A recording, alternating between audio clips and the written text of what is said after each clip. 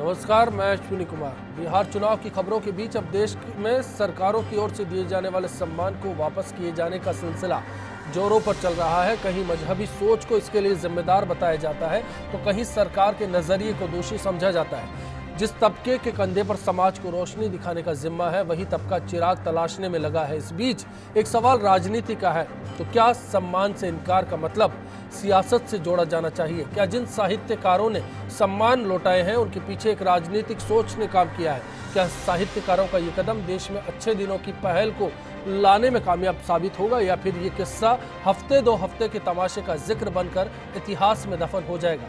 चर्चा का दौर जारी रहेगा, खास मेहमानों के साथ बिग फाइट लाइव जारी।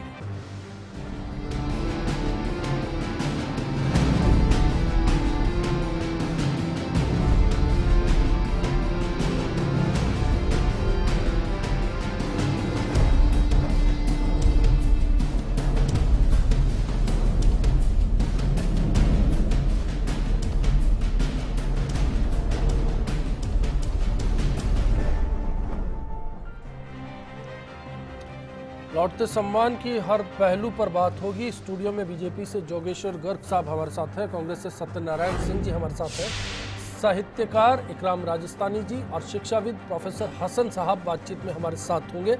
आप सभी का बहुत बहुत स्वागत। और इसी के साथ आज के घटनाक्रम का रुख करेंगे और समझना चाहेंगे कि बहस की बात क्यों शुरू हुई।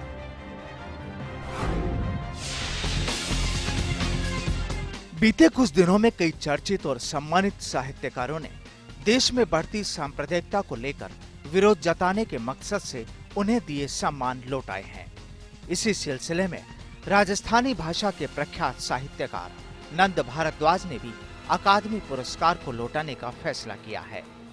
आज सुबह फेसबुक पर एक खत का खुलासा करते हुए नंद भारद्वाज ने लिखा, बीते एक अरसे से देश में बढ़ रही असहिष्णुता, इजहार ए आजादी पर हो रहे हमलों और कट्टरपंथी सांप्रदायिक ताकतों की ओर से लेखकों, बुद्धिजीवियों और सामान्य नागरिकों की हत्या के विरोध में साहित्यकारों के पुरस्कार लौटाए जाने के कदम का समर्थन करते हुए राजस्थानी उपन्यास सामही खुलतो मारक पर साल 2004 में दिए गए अकादमी पुरस्कार को लौटा रहा हूँ।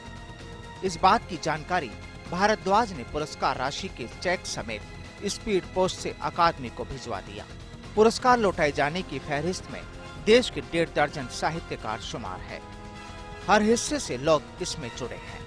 दरअसल जवाहरलाल नेहरू की 88 साल की भांजी नैनतारा सहगल ने देश के हालात के खिलाफ आवाज उठाई थी, जिसका एक के बाद एक दिग्गजों ने उसी स्वर में समर्थन किया था। जाहिर है बीते दिनों प्रधानमंत्री नरेंद्र मोदी ने बिहार के चुनावी समर में भी इस बात का जिक्र किया तो सियासत परवान चढ़ गई थी। राजनीतिक दलों ने मोदी को निशाने पर लिया। आज वित्त मंत्री अरुण जेटली ने भी अपने ब्लॉग पर राय दे दी। जेटली ने लिखा कि अखलाक का मारा जाना बेहद दुखद है, इसकी निंदा की जानी चाहिए, लेकिन पुरस्कार लौटाना क्या इंटेलेक्चुअल इंटॉलरेंस नहीं है? जेटली ने माना कि साहित्यकारों की ओर से सम्मान लौटाया जाना वामपंथ और नेहरू विचारधारा के लोगों की राजनीति है। ये लोग मोदी के साथ सहज महसूस नहीं करते हैं। बीजेपी और मोदी के खिलाफ सियासत दूसरे रंग में सामने आ रही है। जेटली कांग्रेस और लेफ्ट पार्टियों की ओर से इशारा करते हुए कहा कि यह विवाद जानबूझकर खड़ा किया जा रहा है। जाहिर है ये बहस अभी शुरू हुई है। पहली मर्तबा बुद्धिजीवियों ने अपने अंदाज में विरोध किया है। जिसे कोई राजनीति मानता है तो किसी को लगता है कि विरोध सरकार का है। इस बीच सवालों की लंबी फहरिस्त भी यहाँ बाकी है। क्या इसका जवाब कहीं मिल सकेगा? कैसे अल्पसंख्यक मजबूत बनेगा? क्या विरोध ही एकमात्र विकल्प है, या फिर सरकार की नींद इतनी गहरी है कि ऐसे विरोध अभी जारी रखे जाने चाहिए?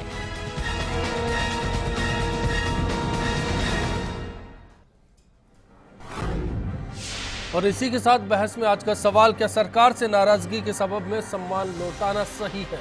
आप अपनी राय हमारे वेबसाइट के साथ साथ फेसबुक और ट्विटर के जरिए भी हम तक पहुंचा सकते हैं। और इसी के साथ सबसे पहले जोगेश्वर गर्ग साहब, सवाल आपसे, क्या दादरी का बहाना लेकर नरेंद्र मोदी या फिर संघ और संघ से जुड़े जो विचारधारा वाले लोग हैं उन पर सवाल किए जा रहे हैं? दादरी की घटना जो भी हुई दुर्भाग्यपूर्ण घटना है, उसको जितना बड़ा मुद्दा बनाया जा रहा है उनके नज़र में ठीक हो सकता है, पर मेरा सवाल यह है कि कुछ महीने पहले मुजफ्फरनगर में भी एक घटना हुई थी। एक बहन को छेड़ा किसी ने, उसका उल्हाना देने के लिए 3 भाई गए, 3 में से 2 जिंदा नहीं लौटे। उस पर इतना बवाल क्यों नहीं हुआ?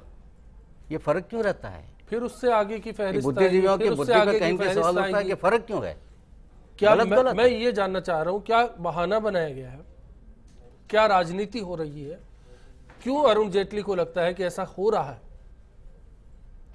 गर्ग साहब, राजनीति इसलिए लग रही है कि जो अब ये कह रहे हैं अभिव्यक्ति की स्वतंत्रता के नाम पे कर रहे हैं जी। अभिव्यक्ति पर सबसे बड़ा आघात हुआ था स्वतंत्रता पर 1975 में। नयनतारा सहगल की भतीजी या बहन जो भी थी, भतीजी इंदिरा जी, उन्होंने लगाया था। नयनतारा जी को उस समय इस्तीफा वो अपना लौटाना चाहिए था पुरस्कार, यदि इतना उनको परेशानी थी तो। अभिव्यक्ति की स्वतंत्रता पे उससे बड़ा आघात और क्या हो सकता है? जब सारे देश में इमरजेंसी लगा दी गई थी, सारे अखबारों में ब्लैकआउट हो गया था, सारे किसी को बोलने की आज़ादी नहीं थी, जेलों में ठूंस दिया गया था, उस समय पुरस्कार जिन्होंने नहीं लौटाए वो आज लौटा रहे हैं। इस छोटी सी बात है। मेरे सवाल के जवाब में बल्कि सवाल आप दाग रहे हैं। क्या नरेंद्र मोदी को निशाना बनाया जा रहा है दादरी का बहाना लेकर? जी, मैं यही कहना चाह रहा हूँ। ये मेरे सवाल इसीलिए कर रहा हूँ कि बात यहाँ आ रही है कि इस टाइमिंग को क्यों चुना गया, इसी कार्यकाल को क्यों चुना जा रहा है। ये एक सोची समझी रणनीति का हिस्सा है। चलिए सत्यनारायण सिंह जी, आपको क्या लगता है, क्योंकि आप सभी लोग बुद्धिजीवी हैं, पढ़ते लिखते हैं, विचारधारा अलग अलग हो सकती है, मैं इसीलिए समझना चाह रहा हूं कि दरअसल आज देश में इतना बड़ा बवाल मचा है, साहित्यकार एक के बाद एक, ये फहरिस्त आज शाम तक 26 से 29 तक पहुंच चुकी है। इसके पीछे की वजह को अगर टटोला जाए, बड़ी वजह क्या लगती? देखिए, गर्ग साहब ने अपने हिसाब से अपनी बात रखी, इसमें कोई दो राय नहीं है कि चाहे कारण कुछ भी हो, गए महीनों से, बल्कि गए 1-1.5 साल से सांप्रदायिक हिंसा बढ़ी है और देश में जातिवाद को भी एक अलग रूप दिया जा रहा है। लेखकों पर हमले हुए हैं, उनको मारा भी गया है, उनके जो चैप्टर्स थे किताबों में उनको भी बाहर निकाला गया है, अपमानित भी किया गया है। तो असहिष्णुता बढ़ी है, हिंसक घटनाएं बढ़ी है। हम ये कह दें कि दादरी की में तो ये हुआ, और जगह हुआ था, जब क्यों नहीं हुआ? उस समय जब इमरजेंसी लगी थी, जब क्यों नहीं इस्तीफा दिया? ये कारण नहीं है। साहित्यकार, लिखा पढ़ा आदमी, बुद्धिजीवी आदमी रिएक्ट करता है सारी बातों को।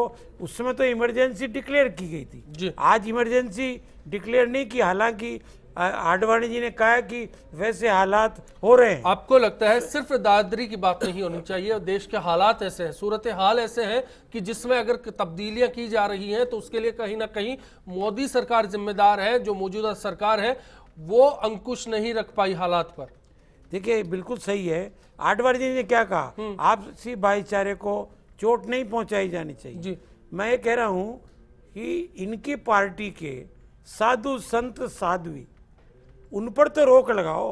वो जो आग बढ़ाते हैं, वो जो जी में आए जो इच्छा होती है वही आक्षेप कर देते हैं, वही लांछन लगा देते हैं, कुछ भी बोल देते हैं, और उनको आप उनकी जुबान बंद करने के बजाय उनको आप सुरक्षा दे रहे हैं। तो क्या सम्मान लौटाया जाना एकमात्र विकल्प है आज के हालात में? बल्कि मैं तो कह रहा हूं, इससे बढ़कर के साहित्यकारों को तो समाज में चेतना लानी चाहिए। एक एग्रेसिव होकर के, मतलब सम्मान लौटाए जाने के हक में आप नहीं है? नहीं, एक कदम है सम्मान लौटाना। तो बाकी मैं तो चाहूंगा सब मिलकर के ये जो वातावरण बना है, मैं मोदी सरकार को हटाने या उसकी बात नहीं कर रहा हूँ, जो ये जो वातावरण बना है असहिष्णुता का, सांप्रदायिकता का और जो हिंसा का, उसको रोकने के लिए साहित्यकारों को आना चाहिए। साहित्यकार तो अगर तय कर लें तो किसी दल या नेता की ताकत नहीं है जो भाईचारे को बिगाड़ दे। जाहिर है इकराम राजस्थानी साहब, जो दुनिया को रोशन करता है उसको चिराग की क्या ज़रूरत है? सवाल इसी बात का है कि क्या और तरीके हो सकते हैं? और सबसे बड़ा सवाल यह है कि मैं वो कुलबुलाहट समझना चाहता हूं जो एक साहित्यकार के जहन में इस वक्त चल रही होगी। आखिर क्यों ये सम्मान लौटाने का सिलसिला जारी है? देखिए, इस समय जो देश के हालात हैं उनको हम भी समझ रहे हैं, आप भी समझ रहे हैं, पूरा देश भी समझ रहा है। और ये कोई आज की घटना से प्रेरित होकर के हालात उत्पन्न नहीं हुए हैं। एक बरसों पुरानी यात्रा है, एक बरसों पुराना विचार है जो हमारे साथ साथ चल रहा है। आज अगर साहित्यकारों में थोड़ी सी जागृति या चेतना आई है, मेरा कहना यह है कि हम साहित्यकारों को राजनीति से अलग हट करके देखना चाहिए। आप लोगों को, हम लोगों को भी समझना चाहिए कि साहित्यकार किसी राजनीतिक दल का सदस्य नहीं है। वो अपने हिसाब से लिखता है। वो जानता है कि अंधकार है वहां जहां आदित्य नहीं है, और मुर्दा है वो देश जहां साहित्य नहीं है। तो हम तो इस साहित्य के माध्यम से समाज में जागृति लाना चाहते हैं। अब आप उसको ये राजनीति से जोड़ें, मैं इसके बिल्कुल पक्ष में नहीं हूं। बिल्कुल मैं भी नहीं जोड़ना चाहता, लेकिन जो बहस जिस मोड़ पर आ रही है उसका क्या इन सवालों को अधूरा छोड़ देना चाहिए? सवाल उस साहित्यकार का है जिसकी अलग की बात हम करते हैं, उसकी लेखनी को मिसाल के तौर पर देखते हैं। क्या वो मिसाल इतिहास के पन्नों में सम्मान लौटाए जाने के तौर पर पहचान बननी चाहिए? सवाल इस बात का है। जहां तक सम्मान और पुरस्कार की बात है, ये अलग मुद्दा है। किसी भी लेखक और साहित्यकार का सम्मान केवल पुरस्कार से नहीं होता है, उसके लेखन से होता है, उसकी विचारधारा से होता है। पुरस्कार उनको मिला है, ये उनका अपना मामला है, मिल गया है, अच्छी बात है। लेकिन अब आप ये बताइए कि एक दो नहीं इकराम राजस्थानी साहब, आपके 29 साथी ऐसे हैं जो अब तक सम्मान लौटा चुके हैं। चार ऐसे लोग हैं जो साहित्य अकादमी को छोड़ चुके हैं। अब तो पद्मश्री भी छोड़ दिए लोग। जी बिल्कुल, इसलिए क्या लगता नहीं कि इस पर बात होनी चाहिए? नहीं, इस पे बिल्कुल बात होनी चाहिए, और इस पर खुले दिलो दिमाग से बात होनी चाहिए। अगर साहित्यकार आज ये महसूस कर रहा है कि देश में असहिष्णुता है, देश में इतने बदहाली है, देश में इतने हालात खराब हैं, उनके बारे में अगर वो सोच, इसके अलावा साहित्यकार के पास और रास्ता क्या है कि वो किस तरह से अपना विरोध जाहिर कर सकता है? आप लोग बताइए। चलिए, मैं जरूर इस पर बात करूंगा कि क्या सम्मान लौटाए जाने के सिवा भी कोई विकल्प हो सकता है जिसके जरिए एक साहित्यकार अपनी बात को एक सरकार के सामने या फिर एक सिस्टम के सामने रख सके। बहरहाल तालीम की बात करेंगे और मैं आपका रुख करूंगा। हसन साहब, आपसे समझना चाहेंगे तालीम क्या देंगे आने वाली पीढ़ी को ऐसे मामलात में? देखिए, शिक्षा में हम साहित्यकारों को पढ़ते हैं, ठीक है, इकोनॉमिक्स पढ़ते हैं, मैथमेटिक्स पढ़ते हैं, पर मानव निर्माण जो होता है, दिल और दिमाग का जो निर्माण होता है, वो साहित्य से होता है। मैं चूँकि लिटरेचर का स्टूडेंट रह चुका हूँ, और ऐसा नहीं हो सकता कि समाज में घटने वाली घटनाएं, चाहे वो सती प्रथा हो, चाहे अखलाक का लिंचिंग हो, और चाहे निर्भया का मसला हो जी, अगर साहित्यकार अगर ये नहीं महसूस करता है कि एक भूखा आदमी जा रहा है और उस पर वो कुछ लिख नहीं सकता, मैं उसको साहित्यकार मैं तो नहीं मानता जी। एक क्या कहना चाहिए उसको, स्पंदन जो है उसके अंदर जो होना चाहिए वो उन घटनाओं से सीखता है। हम कोई आकाश से तो तोड़ के गंगा लाएंगे नहीं, समाज के अंदर जो चीज़ें हैं उसी को देख करके हम ये अपना आत्मबोध करना चाहते हैं और उसको लिखते हैं। और साहित्यकार न तो सरकार का गुलाम है और न सरकार के ऊपर निर्भर है। ऐसे ऐसे लोग हैं जिन्होंने लिख करके भूखे रह करके भी साहित्य की रचना की है। उनको पुरस्कार क्या चीज़ है? ये सरकार ने तो पालने के लिए इस प्रकार के प्रमाण पत्र देने शुरू कर दिए, पर अनेकों उसमें पॉलिटिक्स अनेकों ऐसे लोग हैं, ऑटोनोमस बॉडी है, हाँ बॉडी है वो अच्छा देती है, पर फिर भी साहित्यकार देखिए भाईजान 100 में से 10 को मिलता है, पर वो 70-80 भी लोग अच्छे हैं। तो इसलिए रिटर्न करना तो एक प्रतीकात्मक बोध है कि तुम अन्याय कर रहे हो, सरकार अन्याय कर रही है और हम साहित्यकार अन्याय के खिलाफ खड़े हो रहे हैं। अपनी कलम छोड़कर एक सम्मान जो किसी साहित्यकार ने ही दिया होगा या फिर ऐसी किसी शख्सियत ने दिया होगा जो उस सम्मान के लिए काबिल है, उसे लौटा देना, क्या उस सम्मान का असम्मान नहीं? नहीं। देखिए, साहित्यकार को, सरकार को गर्ज है कि वो अपने साहित्यकार का सम्मान करे और उसको अवार्ड दे, और वो ऑटोनमस बॉडी है। वो अगर हिंदुस्तान के सलमान रश्दी को या अरुंधति रॉय को अगर पुरस्कार अगर मिला है दुनिया के अंदर, बुकर्स अवार्ड मिला है, तो हमारा सीना फूल जाता है। ठीक है, इसी प्रकार से अगर हमारे नंद भारद्वाज साहब को साहित्यिक अवार्ड मिला है तो हम राजस्थानी होने के नाते हमारा सीना फूल जाता है। पर ये उनकी ड्यूटी है कि अगर मेरे को कोई तकलीफ दे या एक विधवा को कोई घर नहीं दे या उस सैनिक को जो है उसको उसकी विधवा को रोजी रोटी का सहारा नहीं करे, तो वो उद्वेलित होकर के उसके बारे में लिखेगा और सरकार फिर भी कुछ नहीं अगर करती है, वो कह सकता है to hell with your award. चलिए, जाहिर है जो देश के हालात हैं उनको लेकर चिंता हो रही है और हालात बिगड़ते हैं, इसका इशारा साहित्यकार करते हैं। लेकिन क्या एकमात्र विकल्प साहित्यकारों का सम्मान लौटाया जाना है या फिर कोई और भी रास्ता हो सकता है? इस पर बात होगी कि देश में हालात बिगड़े कौन, क्यों और इसके लिए क्या एक सरकार जिम्मेदार है। ब्रेक के उस पार वापसी होगी। फिलहाल एक ब्रेक के लिए रुक रहे हैं, चर्चा का दौर जारी रहेगा। जो अपने सम्मान लौटाए जा रहे हैं, इसका एकदम मैं इसका विरोध करता हूं। कारण इसका है कि कलम के सिपाही द्वारा इस तरह का मूवमेंट किया जाना, इस तरह का विरोध में अपना सम्मान लौटाया जाना, उस सम्मान का विरोध है जो कमेटी इनको निर्धारित करती है समाज में।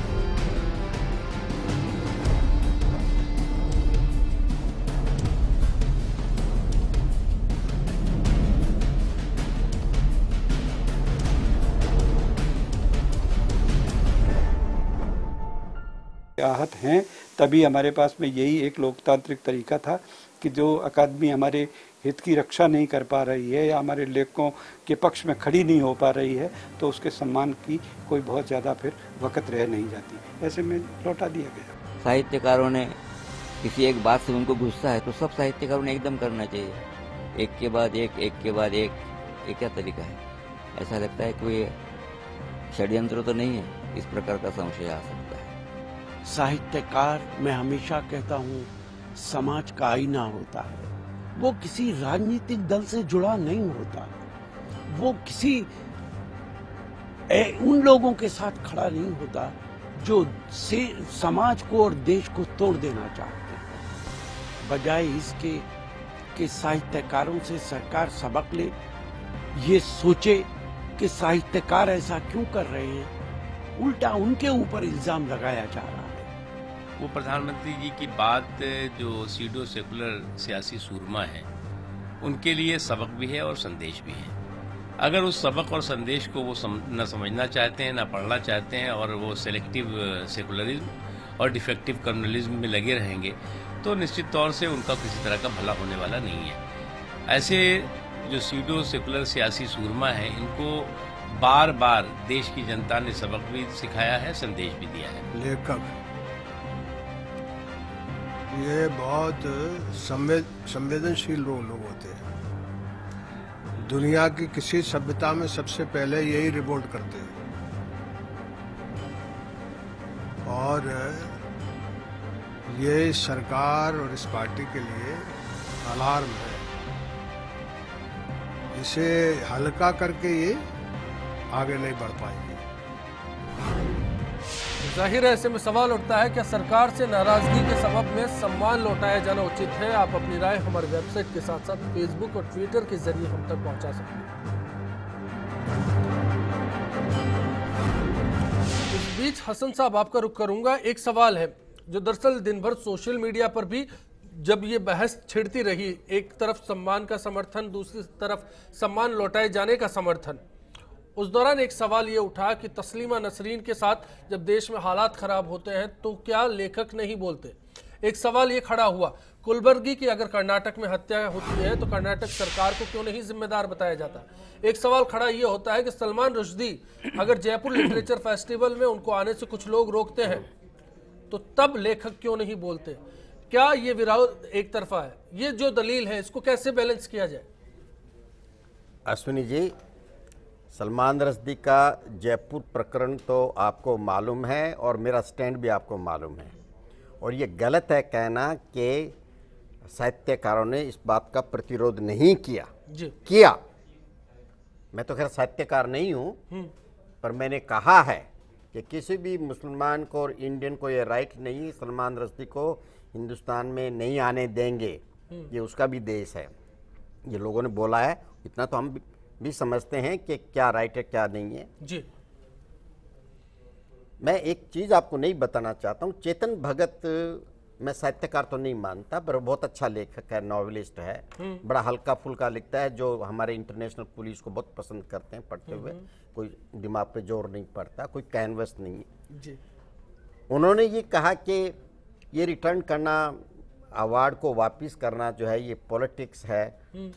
फिर आप तो पासपोर्ट ही रिटर्न कर दो, और आप तो जो है वो क्या सरकारी पासपोर्ट के साथ साथ सुविधाएं, डिग्री तब सब वापस कर दो। साधारण से साधारण आदमी कह रहा, मेरे घर पे भी चर्चा हो रही थी कि इन नासमझदारों को ये भी समझ में नहीं आया। चेतन भगत जी IIM का ग्रेजुएट है, कॉर्पोरेट वर्ल्ड में काम कर चुका है, लिखता पढ़ा लिखा आदमी है, भगत है। मुझे ऐसा लगता है कि वो वास्तव में भक्त है।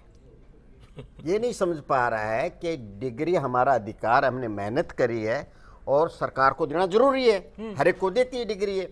उसी प्रकार से पासपोर्ट मेरा जन्म सिद्ध अधिकार है, मैं क्यों दूं? तो इसलिए वो प्रॉपर्टी हमारी पर्सनल, सरकार की नहीं। साहित्यकार अपने अवार्ड को वापस इसलिए करता है कि एक समाज ये समझता है कि इनकी साहित्य की इतनी बड़ी चीज है, इनको अवार्ड दिया जाए पचाना। पर अगर साहित्यकार ये समझता है कि समाज खड़ा नहीं हो रहा है, आने था देर हो गई उनको, वो नहीं पहुंचे हमारे बीच में, लेकिन उनका एक और सवाल था। कर्नाटक में MM कुलबर्गी की जिस तरह से गोली मारकर हत्या होती है, उसके लिए मौजूदा सरकार को जिम्मेदार बताया जाता है। उनके विरोध में एक बात यह भी शामिल थी कि इस मसले पर साहित्य अकादमी का जो रुख होना चाहिए वो ठीक नहीं था, सरकार को जो स्टैंड लेना चाहिए वो नहीं ठीक रहा। क्या आपको लगता है कि इतना काफी है एक सम्मान लौटाए जाने के पीछे? हसन साहब, कुलबर्गी के बैकग्राउंड को लेकर जिक्र खासतौर पर होता है, मैं वो भी बता देना चाहता हूँ। छोटे स्फीयर में मतलब मूर्ति चिंतक से अलग देखा जाता है उनको, इसको इतना मूर्ति पूजक विरोधी हैं वो। ऐसा है कि इस देश के, ये हमारे देश में मेरे को अधिकार है बहुत सी चीजों का प्रतिकार करने का। जी बिल्कुल। चाहे वो व्यवस्था हो, और चाहे वो अंधविश्वास हो, चाहे वो मूर्ति पूजा हो, और चाहे वो और कोई प्रकार की प्रक्रिया हो। और मैं उसको अगर रैशनली एक्सप्लेन करता हूं और लोग समझते हैं बात आर्गुमेंट तो सही है, पर किसी को अगर तकलीफ हो रही तो मेरे को उसका ये अधिकार तो नहीं मिलता कि वो मेरे को मारे। स्टेट का क्या रोल है? स्टेट का रोल ये है कि आदमी की जान माल की सुरक्षा करना।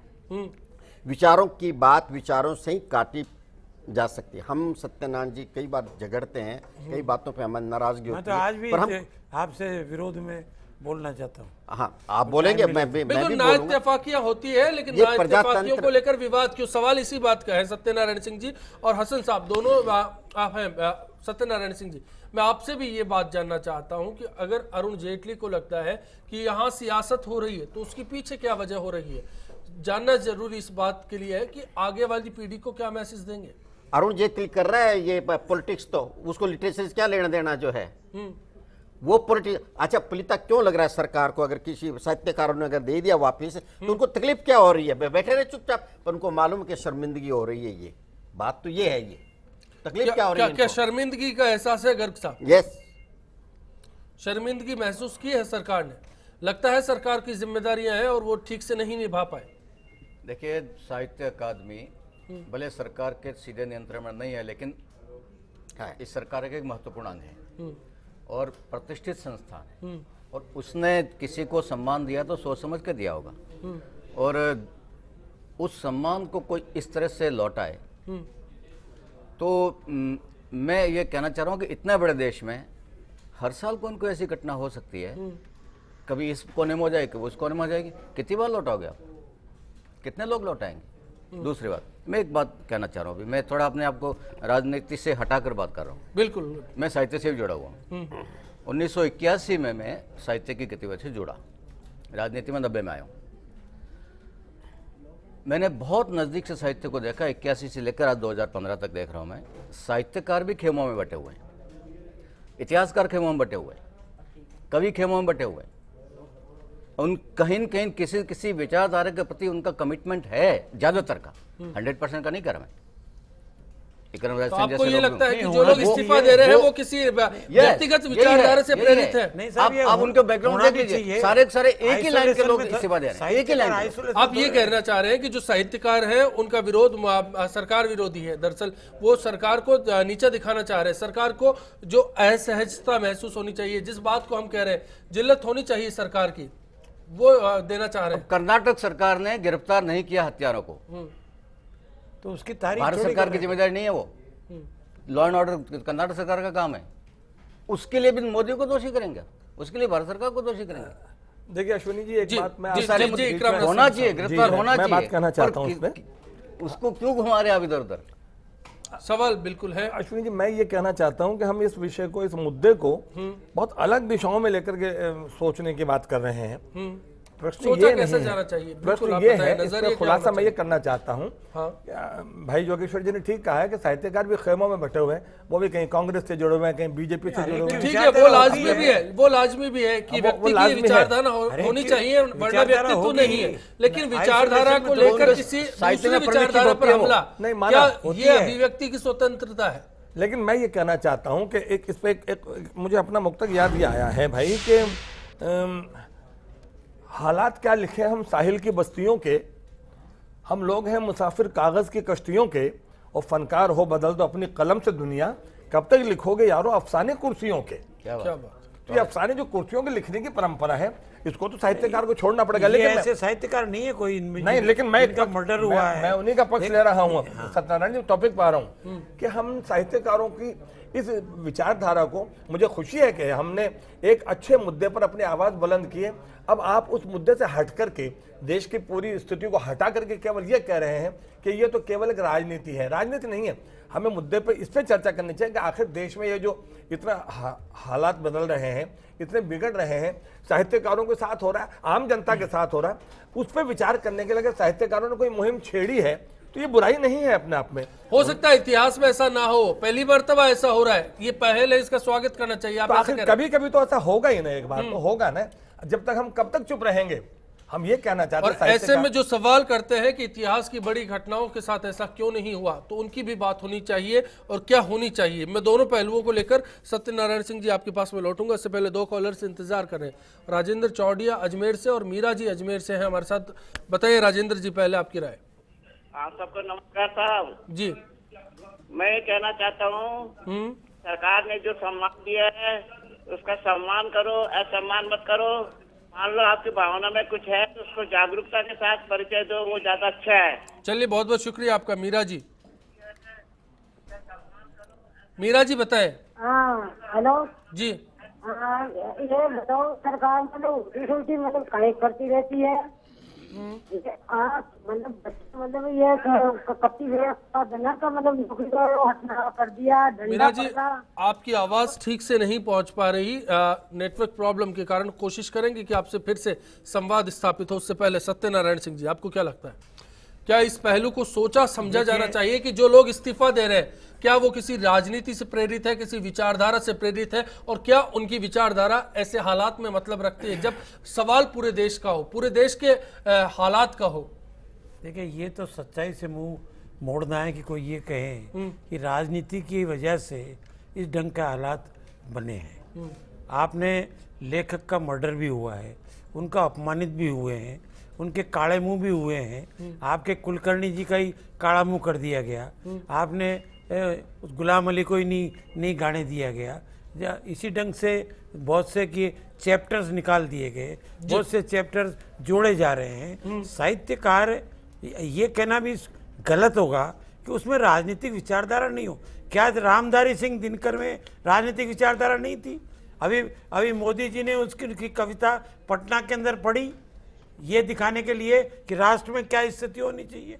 तो कोई भी साहित्यकार, प्रेमचंद आज जितना रेलेवेंट है उस समय भी नहीं था।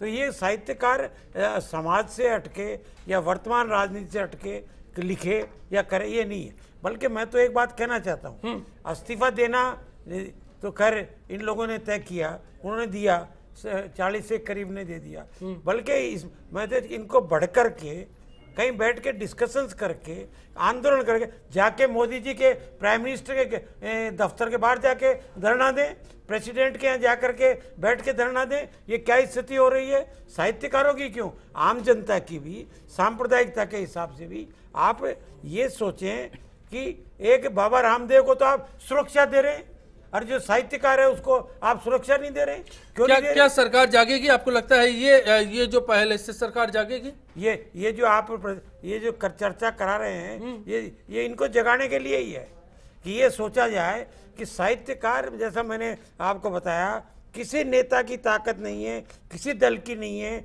साहित्यकार अगर चाहे तो समाज को बदल सकता है। सत्यनारायण सिंह जी, लेकिन एक बात और है, क्या देश में हालात आज ही बिगड़े? ऐसे हालात इतिहास में पहले कभी नहीं रहे। आप ये कह करके नहीं कर सके। रविन्द्रनाथ टैगोर ने भी इस्तीफा दिया था, नाइट शिफ्ट छोड़ी थी, और लोग भी करते हैं। ये ऐसे कैसे कह रहे हैं कि नहीं करते? ये सम्मान देना ये शुरू हुआ है साहित्य अकेडमी बनने के बाद में। वो छांटते हैं, देते हैं। तो मेरे को जो एटमॉस्फेयर, जो व्यवहार साहित्यकारों के संग हो रहा है, उसको मुझे पसंद नहीं आ रहा है, इसलिए मैं लौटा रहा हूँ। चलिए बिल्कुल, इस पे मैं आगे और बात करूंगा। ब्रेक पर जाने से पहले दो और दर्शक हैं, उनके साथ ब्रेक पर जाएंगे। घनश्याम जी दौसा से और इंद्र ओझा बीकानेर से हमारे साथ है। बताइए घनश्याम जी, पहले आप। घनश्याम जी, जी क्या कहना चाह रहे हैं आप? जी मैं ये कहना चाहता हूँ कि जो साहित्यकार हैं, लेखककार हैं, उनका मैं आदरणीय से मैं अभिनंदन करता हूँ मैं। और इनका जो भी कारण है, जो राज्य सरकार से, जैसे कर्नाटक में हुआ, ये हुआ, तो ये राज्य सरकार ही जिम्मेदार है, न कि मोदी तो पूरे लेखकों का, साहित्यों का चलिए आपकी सम्मान करते राय है, इसके लिए बहुत बहुत शुक्रिया आपका। इंद्र ओझा साहब। नमस्कार पारिक साहब। जी नमस्कार। सभी वरिष्ठ मेहमान बेटा साहब, पारिक साहब सबको मैं प्रणाम करता हूँ। जी सर। पारिक साहब, दो बातें मैं कहना चाहता हूँ। मेरा निवेदन ये है कि देखिए, कोई भी सम्मान देश का है, किसी को मिलता है तो किसी व्यक्ति को नहीं, उसकी प्रतिभा को मिलता है सम्मान, और वो किसी महान विभूति द्वारा दिया जाता है। मेरा ये मानना है कि ये सम्मान लौटाकर उस सम्मान का और उस विभूति का एक तरह का अपमान है भाई साहब। ऐसा मैं नहीं करना चाहिए। दूसरे मैं ये कहना चाहता हूँ कि इस देश के अंदर घटनाएं बहुत हुई है, और इस देश ने 19 महीने तक इमरजेंसी चली थी, और इससे बड़ा कारागार भारत में निकाला नहीं गया। तो उस समय भी साहित्यकार थे ना भाई साहब, तो लोकतंत्र में अधिकार है। बिल्कुल इंद्र ओझा साहब, बात यही है कि क्या इतिहास को ख्याल में रखा जाना चाहिए? देश में हालात इतने बिगड़ चुके हैं कि अब इसी दिशा में आगे बढ़ना चाहिए, या फिर कोई और उपाय भी हो सकता है? फिलहाल एक ब्रेक। बहुत बहुत शुक्रिया आपका। ब्रेक के बाद तुरंत लौटते हैं। तो साहित्यकार की ऊंची जो लेखनी होती है, उसकी सोच होती है, भविष्य की सोच होती है, और जो पिछले इतिहास की सोच होती है, वर्तमान सोच होती है, उनको सबको सामंजस्य बना करके जो साहित्यकार अपनी लेखनी के माध्यम से समाज को, देश को या मानवता को देना चाहता है, तो वो अपनी उसको सामने लाता है और वो लौटाता है, क्योंकि उसमें जो उसकी भावनाओं की कदर नहीं होती है, और आप उसका सम्मान कर रहे हो, इसका मतलब उनकी भावनाओं को कदर कर रहे हो, और कदर नहीं करोगे, उनकी बात का अपमान करोगे तो लौटाएगा। और राजनीतिक दल तो ऐसा है कि आज मैं मेरी पार्टी का हूँ, दूसरी उस पार्टी का, तो हर आदमी अपनी अपनी पार्टी का लोगों को सम्मान कराता है और अपना अपना उल्लू सीधा करता है।